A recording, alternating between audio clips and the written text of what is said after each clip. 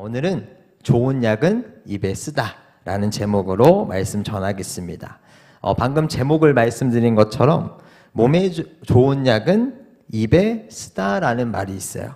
이 건강에 좋은 약이 입에 쓴 것처럼 이로운 충고는 귀에 거슬린다는 뜻입니다. 참 좋은 말이에요. 그죠?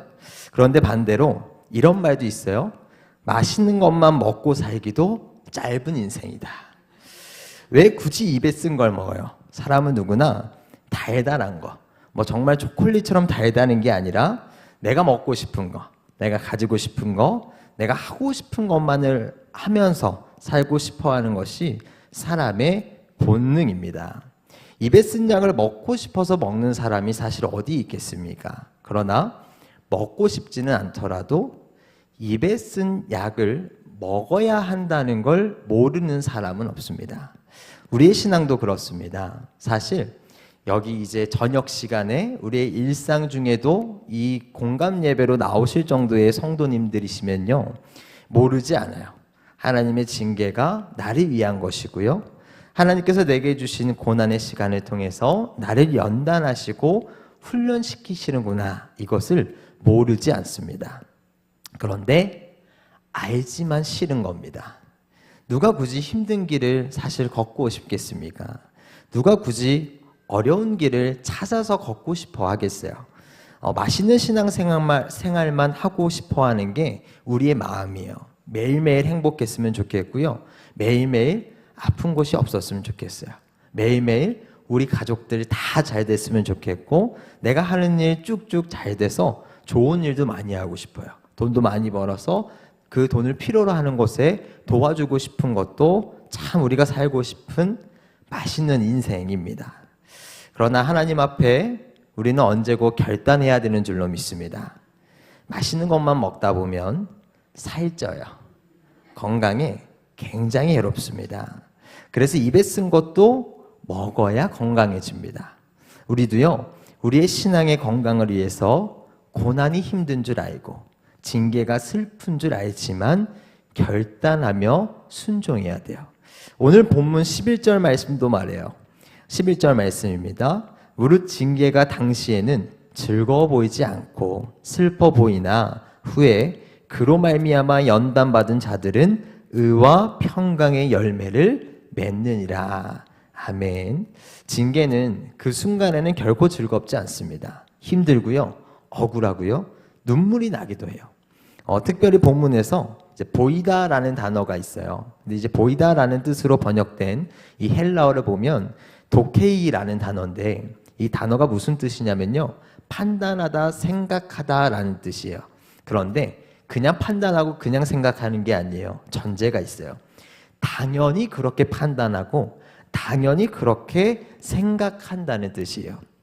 쉽게 말해서 하나님의 징계를 통해서 우리가 고난 중에 있을 때는 당연히 즐겁지 않은 거예요. 당연히 슬픈 겁니다. 우리의 제한된 경험과 이성 안에서는요, 지고하신 하나님의 크신 뜻을 다 헤아릴 수가 없습니다. 그리고 그 순간에 바로바로 떠올릴 수는 더더욱 없는 거고요. 지난날을 우리가 되돌아보면 그렇잖아요. 정말 내가 힘들고 지칠 때 하나님이 나를 위해 일하시는구나 라고 느끼는 사람 사실 거의 없습니다. 그 순간에.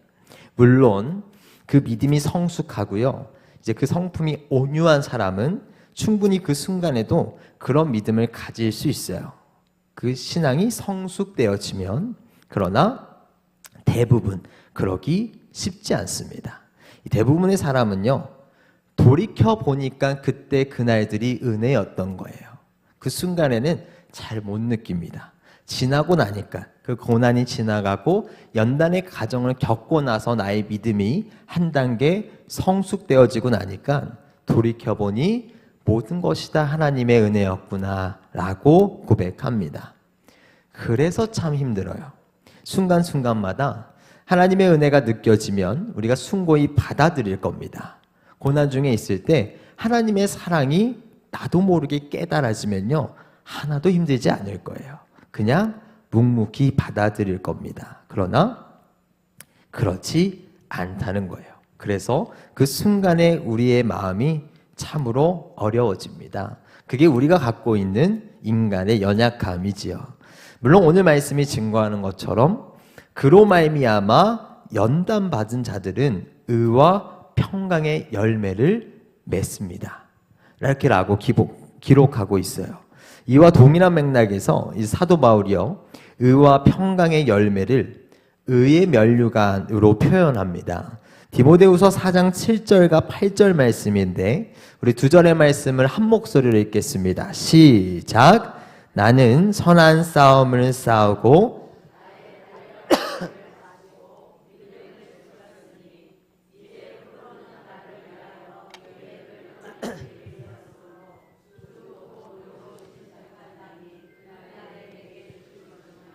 내게만 아니라 주의 나타나심을 사모하는 모든 자에게 도니라. 아멘. 선한 싸움을 싸우고 나의 달려갈 길을 마치고 그 믿음을 지키고 난 결과가 무엇이었느냐? 의의 면류관이 예비되어 있는 줄로 믿습니다.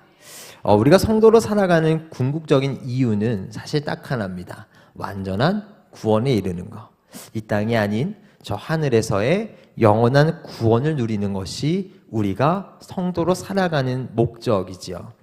그것이 믿음의 길을 걸어가는 우리에게 허락된 의의 면류관, 의와 평강의 열매예요. 허나 바꿔서 생각해 보면요, 사도 바울이 그 의의 면류관을 위해서 줄곧 걸어왔던 자신의 인생을 가리켜서 선한 싸움을 싸웠다라고 고백해요. 예수님을 만난 이후부터 복음을 전하기 위해서 평생을 살아왔던 사도 바울이 자신의 인생이 선한 싸움이었다라고 말하는 겁니다. 지난 날을 돌이켜봐도 참으로 힘들고 어려웠다는 이야기예요. 순탄하지 않았다는 뜻입니다. 제가 원고에 쓰진 않았는데 이 선한 싸움에서 싸움이라는 것이 예전에 설교한 적이 있는데 이 마라톤에 대한 뜻이 있거든요. 근데 한 가지의 뜻이 더 있어요. 전쟁터라는 뜻입니다.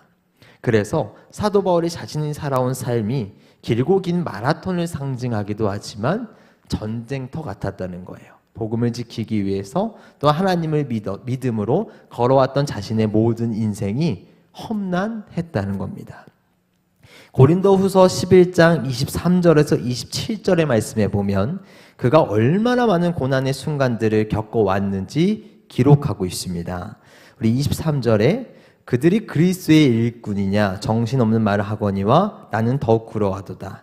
내가 수고를 넘치도록 하고 옥에 갇히기도 더 많이 하고 매도 수없이 맞고 여러 번 죽을 뻔하였다.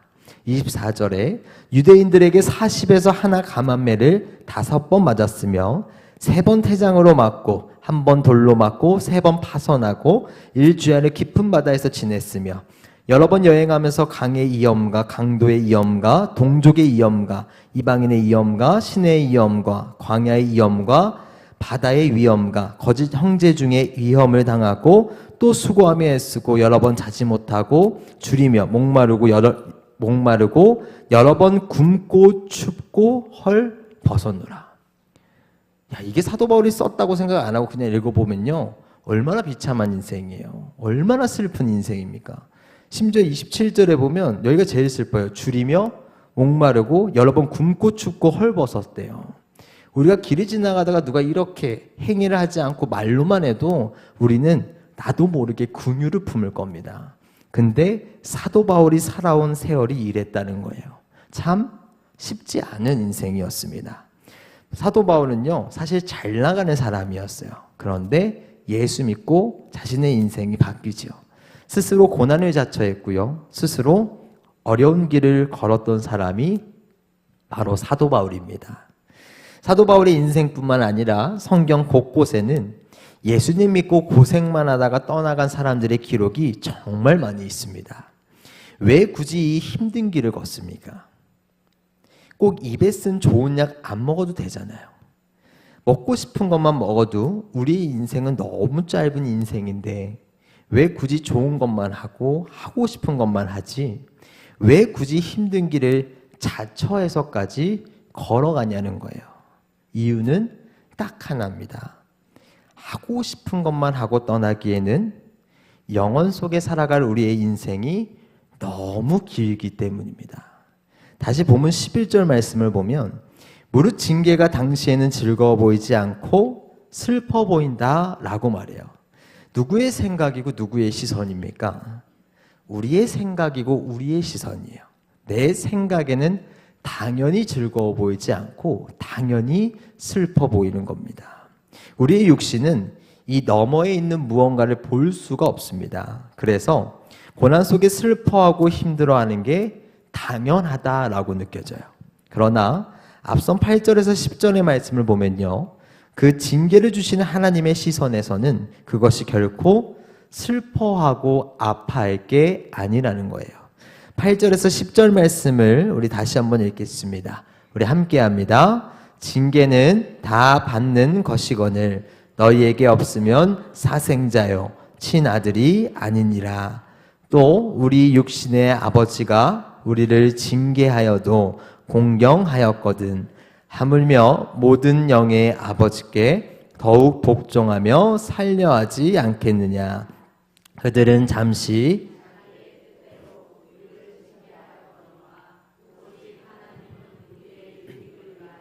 그의 거룩하심에 참여하게 하시느니라. 아멘. 우리의 아버지 되시는 하나님께서는 오직 우리의 유익을 위해서 하나님의 거룩하심에 우리 역시 참여할 수 있도록 연단의 과정을 주십니다.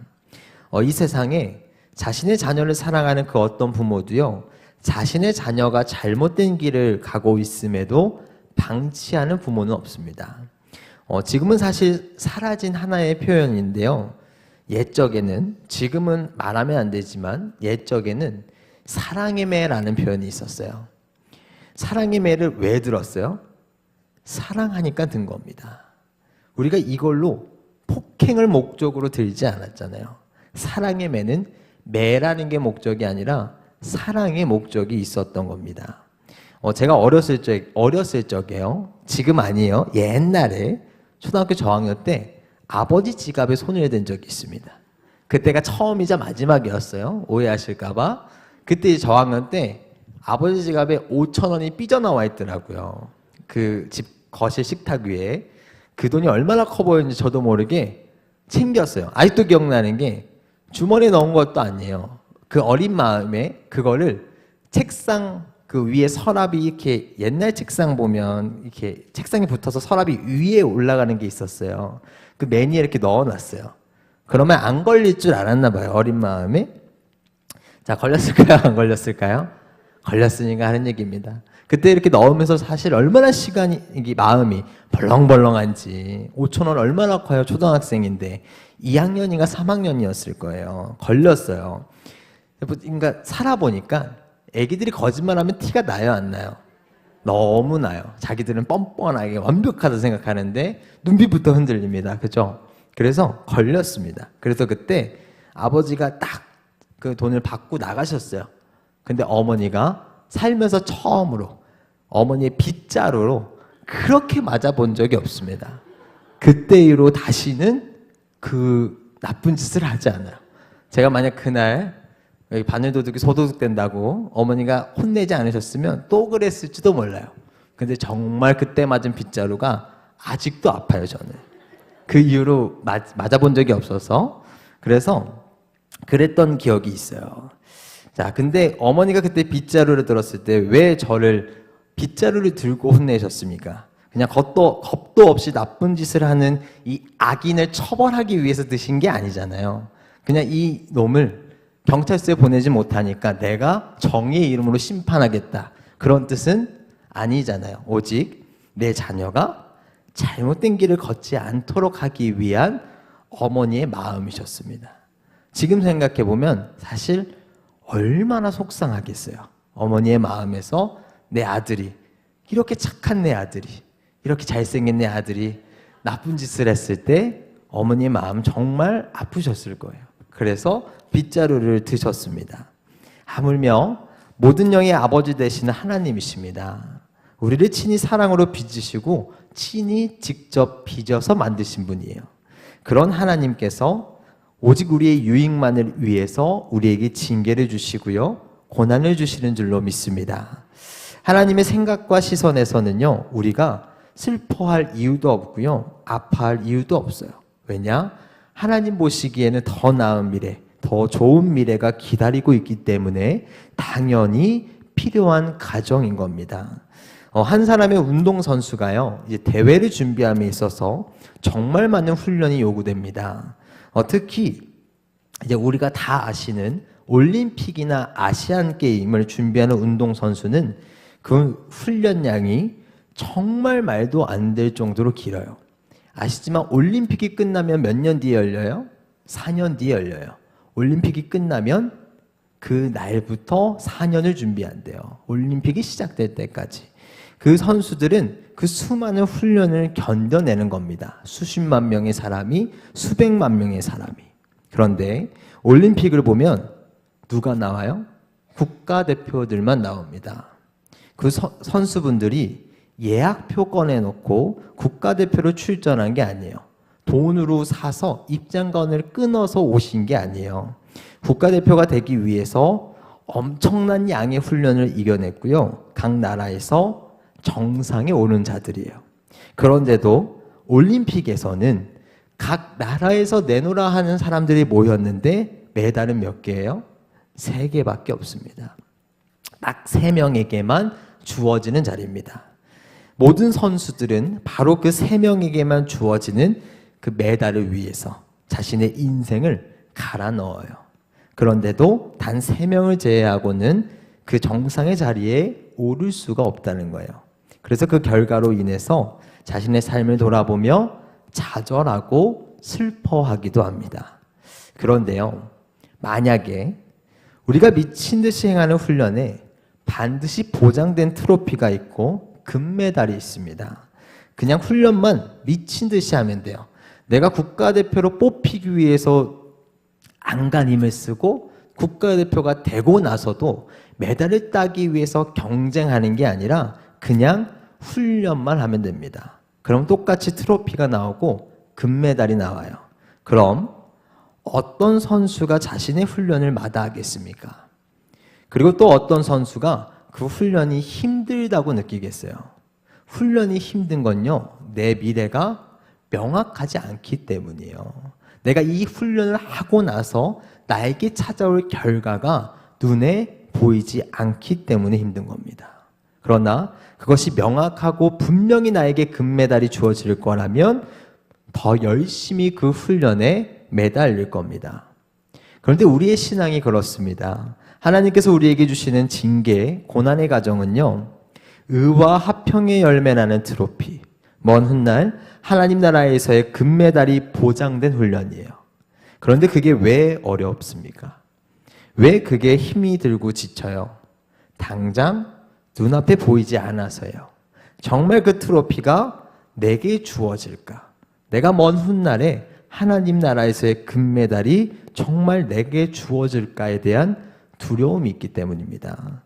하나님의 시선에서는 훗날의 미래조차 다 아시는 분이세요. 그러나 우리의 시선에서는 훗날의 미래, 당장 내일도 알 수가 없습니다. 그래서 당장 내 눈앞에 처한 이 상황이 내가 볼 수 있는 전부예요. 지금 이 시간이. 그래서 어려운 거예요. 그러나 하나님께서 우리에게 분명하게 말씀하십니다. 히브리서 11장 1절과 2절입니다. 믿음은 바라는 것들의 실상이요 보이지 않는 것들의 증거니 선진들이 이로써 증거를 얻었느니라. 아멘. 보이지 않기 때문에 하나님께서 우리에게 요구하십니다.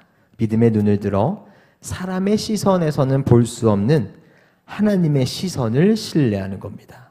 내 눈으로는 당장 보이지 않아서 두려울 수 있지만 하나님의 눈에는 보이는 그것을 우리가 믿는 거예요.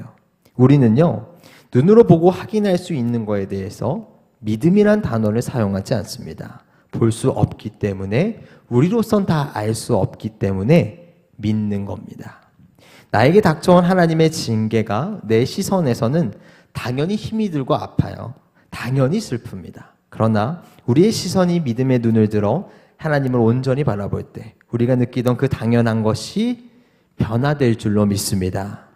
물론 처음부터 완벽하게 변화될 수는 없습니다. 처음부터 다 잘하는 사람이 어디 있어요? 신앙도 마찬가지예요. 처음부터 다 잘 믿는 사람이 어디 있습니까? 처음에도 말씀드렸지만 내가 힘들고 지칠 때 곧바로 하나님이 나와 함께 하신다고 생각할 수 있는 사람 몇 없습니다. 하나님을 처음 만났던 우리의 그 마음이 가장 뜨거울 수는 있어요. 처음 만났을 때, 처음 그 감격을 우리가 생각해 보면 그때가 가장 뜨거울 수는 있습니다. 그러나 그 신앙이 차츰 성숙해져가는 과정이 필요하고요. 나의 성품이 이전의 성품을 버리고 하나님의 성품을 닮아서 다듬어져가는 시간들이 필요해요.